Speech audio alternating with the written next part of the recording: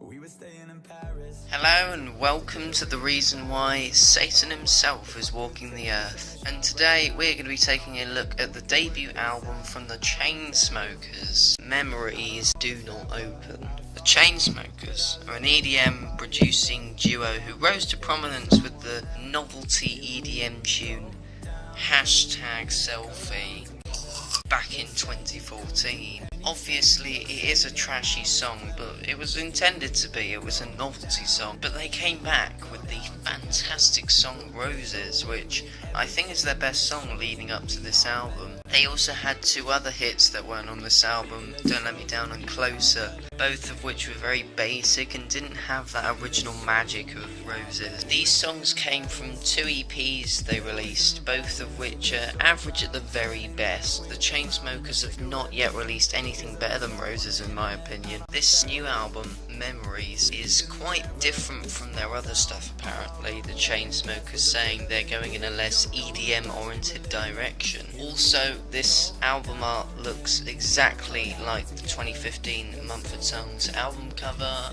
Why?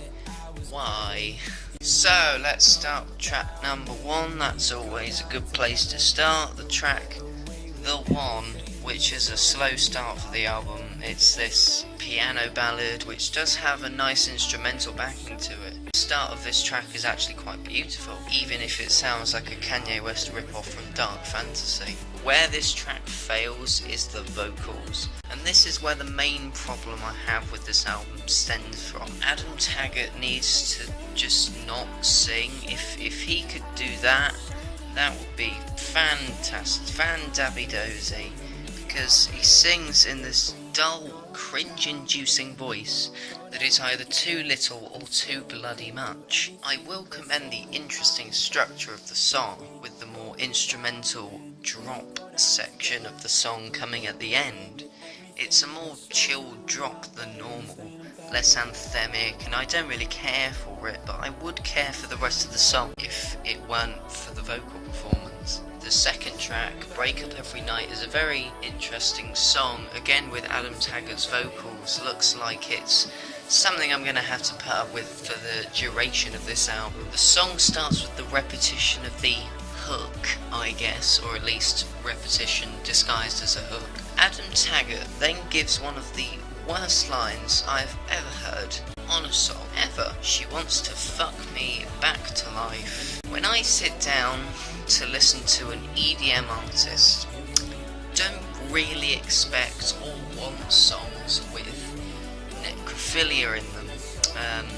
No thanks. Then the drum beat comes in, and it is at this point that I'm reminded of Green Day. This sounds like a bad Green Day song. The track Bloodstream is a softer track and backed by a piano chord. The vocals are again subpar, but the drop is backed by horns. It's actually not that bad of a track, but then again, it's hardly an earworm. And while I don't mind swearing in music, it's clear that the Chainsmokers just uses swear words to compensate for lazy songwriting on the chorus. Don't Say is the next track, and it has a fucking feature vocal guest, thank you. It's such a needed absence of Adam Taggart's vocals, and with a female voice it does make the album more tolerable.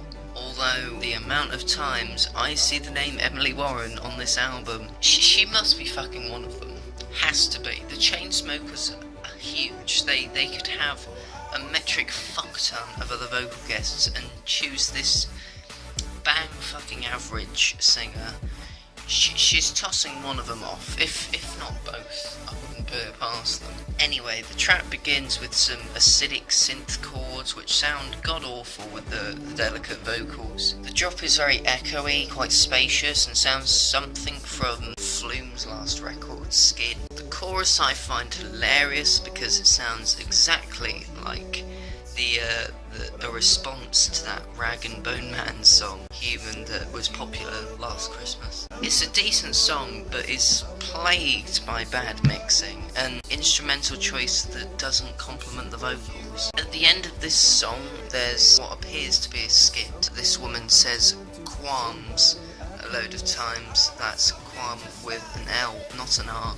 Don't Google what qualms with an R is. I can relate to this lady, whoever she is, because so far this album has given me nothing but qualms. The next track is the big song from this album, Something Just Like This. It says it features Coldplay. Bullshit. I highly doubt that Will Champion and the rest of the band would ever think of collaborating with these two fuckboys. This is Chris Martin, yet again, chasing the EDM bandwagon in order to become more relevant and to appear cool, when really this makes me cringe so hard my skin turned inside out. He did this before when they collaborated with Avicii on the song Sky Full of Stars, which stuck out like a sore thumb on the most cerebral album, Ghost Stories. They do basically the same thing here, not even bothering to have a different second verse again. The verses are very strange and off-putting, the way Martin suddenly sings very deep at the end of every 2 bars.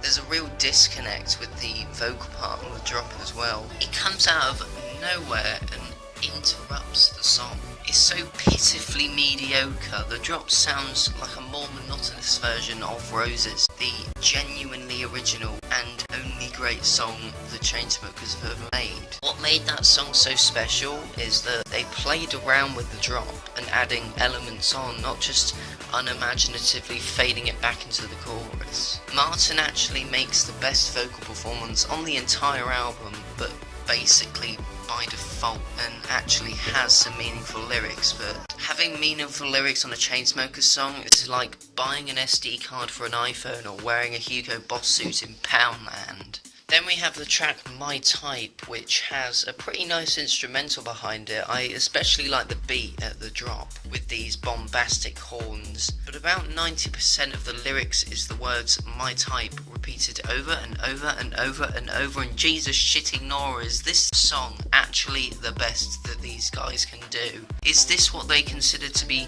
worthy of putting on their debut album? Because if it is, the sophomore album will not see the light of cocking day. The next track, It Won't Kill You, delivers one of the most pop-centric verses with the hardest and most aggressive drop on the album. Not in a contrasting paranoid android sort of way, but just another shittier way, I suppose. The hook isn't catchy and the drop leaves a sour taste in my mouth. I do like a good aggressive electro house drop, but this one that the Chainsmokers gives us is so basic and lackluster. The track Paris, the lead single from this album, is sung by one of the Chainsmokers again, and is a little indie-tronica song about modern relationship appealing to the millennials. I will give credit, the Chainsmokers did do well to bring something new, while keeping that distinct formula of theirs on this song. But the vocals from Adam Taggart are so bloody boring on this track. It's so monotonous, and it's so monotonous that it borders spoken word. Okay, that is a little bit of an exaggeration, but it just sounds like the background music to a YouTube vlog. And I feel that if this was an instrumental cut, it would have actually been quite a good song. I do like the instrumental quite a bit, apart from the guitar, which sounds out of sync.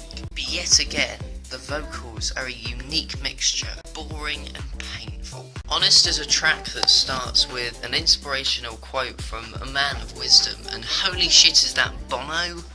Did they actually just create a spoken intro using Bono? Here's me thinking, ooh, maybe they might have pulled themselves together for the last few songs. Then I fucking hear fucking Bono's fucking annoying fucking voice. We get more of Adam's dire vocals, with him singing about how he can't find a girl who really loves him for who he is. Except these two have been telling interviewers for years that the Chainsmokers' primary motive is to get girls. They're frat boys and don't swallow their horse shit. The instrumental is nothing we haven't heard before on this album, just a mediocre track filled with lies. We then go to the track Wake Up Alone, which begins with a chord progression that made me genuinely think I was listening to the theme tune of a children's television show.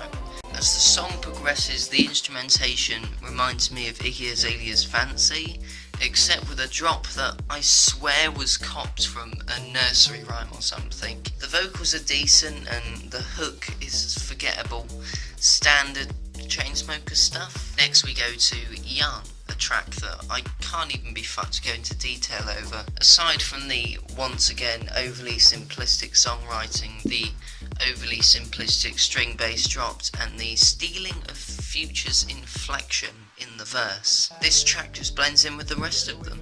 And finally, to close us out, we have a feature guest from Florida Georgia Line. As much as this seems off, it makes perfect sense because Florida Georgia Line did to country music what the Chainsmokers are doing to dance music. I was actually taken aback when the track started up with the vocals being harmonised Bon Iver style. It's got an electro pop instrumental backing that's not too bad. I was thinking, where the fuck are they going to fuck this one up? Where are they going to fuck this one up?